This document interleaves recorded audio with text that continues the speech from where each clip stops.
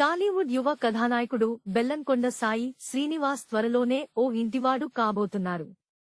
గత కొంతకాలంగా ఆయన పెళ్లిపై వస్తున్న వార్తలకు తెరదించుతూ వివాహ వేడుకలకు అధికారికంగా శ్రీకారం చుట్టారు.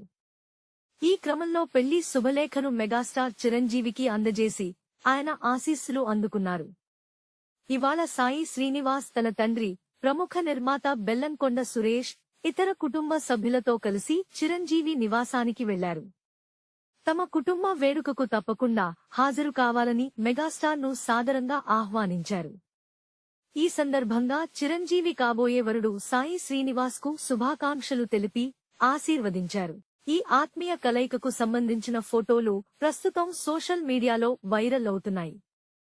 అభిమానులు, నెటిజన్లు శ్రీనివాస కళ్యాణం అనే హ్యాష్ ట్యాగ్ తో కొత్త జంటకు ముందస్తు శుభాకాంక్షలు తెలియజేస్తున్నారు.